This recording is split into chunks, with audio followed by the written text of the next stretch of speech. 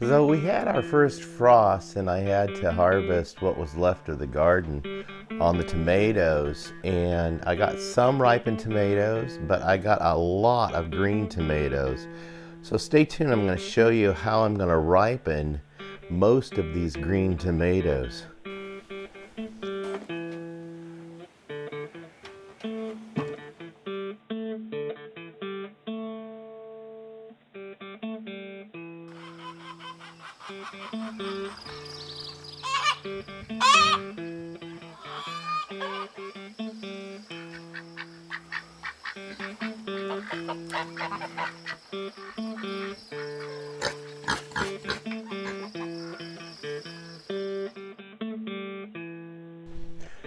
Welcome back to Pine Meadows Hobby Farm. I'm your host, Jerry Hanson. I've collected here, of course, some green tomatoes, and there's some ripened tomatoes. I'm separating them out.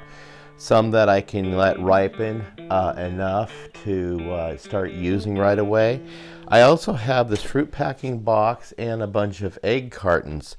So with the green tomatoes, what I'm going to do is pack them in the egg cartons to make sure they're separated. Normally you'd wrap them in paper and keep them separated in a box.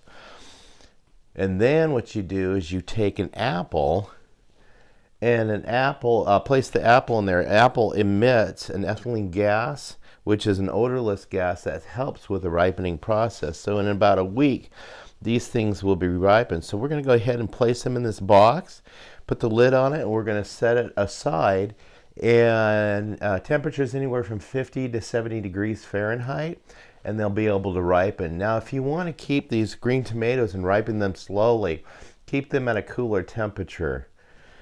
And don't put the apple in. That way you can ripen them as you go. So let's get this product saved, and we'll put it away.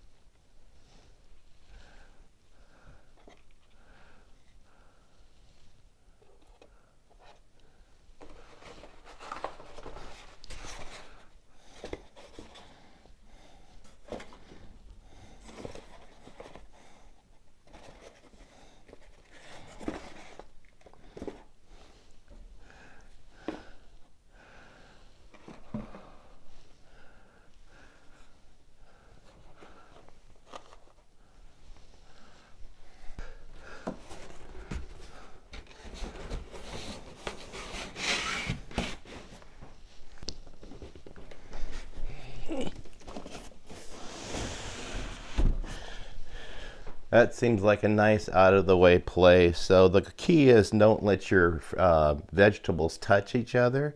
You notice that when you're buying boxes of apples, you notice that they're set separately in individual little packets. Same way with pears, is they're either wrapped in paper or they're set individually separate with a paper corrugated surface, and that keeps the skin from touching skin, and that saves the fruit a lot longer. You store your fruit that way, and your vegetables.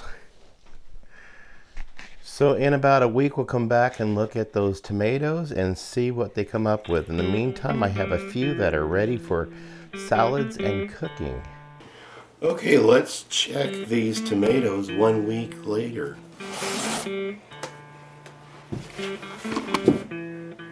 Well, we have some ripeness. That one's still green, but that got some damage from the frost. So did that one. And this one got damaged, so we'll throw these away. But we got a nice firm green one. Let's take this out. Hey, look how many have ripened.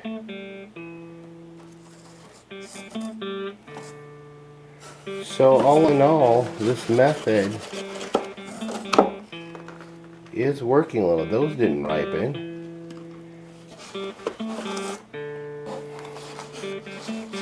So I guess that might be a good thing because they won't ripen all at once, and I think that's what the instruction says. They'll ripen in their own time, so which is a good thing because we can still have an ongoing supply for a couple of weeks of tomatoes as they ripen, when we can use them as they do. So that's it 1 week later. I'm your host, Jerry Hanson. This is Pine Meadows Hobby Farm. I want to thank you guys for joining me on this episode. And please subscribe, give me a thumbs up, leave a comment. Also, click that share button, share my videos on your social media platforms. That helps us out a lot. Also, clicking that bell icon will let you to new videos as I upload them. You can follow me on social media. I'm currently posting to Twitter, Facebook, Pinterest, Reddit, Blogger, Tumblr, Parler.com, and LinkedIn. We'll see you guys in another episode. Bye-bye.